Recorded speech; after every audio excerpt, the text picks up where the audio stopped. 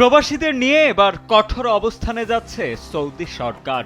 এক সপ্তাহেই Saudi police গ্রেপ্তার করেছে ১৯,০০০-এরও বেশি প্রবাসীকে। সম্প্রতি আরব ভিত্তিক সংবাদ মাধ্যম গালফ নিউজের এক প্রতিবেদনের বরাতে জানা যায় চাঞ্চল্যকর এ তথ্য। সৌদির স্বরাষ্ট্র মন্ত্রণালয়ের বিবৃতির বরাত দিয়ে প্রতিবেদনটি বলছে, আবাসন, শ্রম, সীমান্ত সুরক্ষা আইন লঙ্ঘনের অভিযোগে সৌদি আরবে এক সপ্তাহেই ১৯,০০০-এরও বেশি প্রবাসীকে গ্রেপ্তার করেছে দেশটির আইন শৃঙ্খলা বাহিনী। গত ২৭ নভেম্বর থেকে ৩রা ডিসেম্বর অর্থাৎ মাত্র এক সপ্তাহেই সৌদি আরবের বিভিন্ন প্রান্তে অভিযান চালিয়ে ১৯,৭৯০ জন প্রবাসীকে গ্রেপ্তার করা হয়েছে।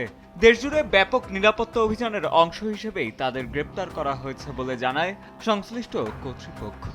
সৌদির স্বরাষ্ট্র মন্ত্রণালয় বলছে, গ্রেপ্তারকৃতদের মধ্যে আবাসন আইন লঙ্ঘনের ঘটনায় ১২,২৫২ জন, সীমান্ত আইন লঙ্ঘনে ৪,৩৮৪ জন এবং শ্রম আইন লঙ্ঘনের দায়ে ৩,১৫৪ জনকে গ্রেপ্তার করা হয়েছে।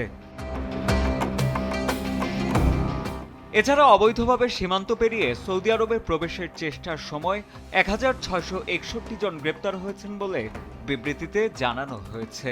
একই সময় অবৈধ উপায়ে সৌদি আরব ত্যাগের চেষ্টা করায় আরও ৪৯ জন প্রবাসীকে গ্রেপ্তার করা হয়েছে।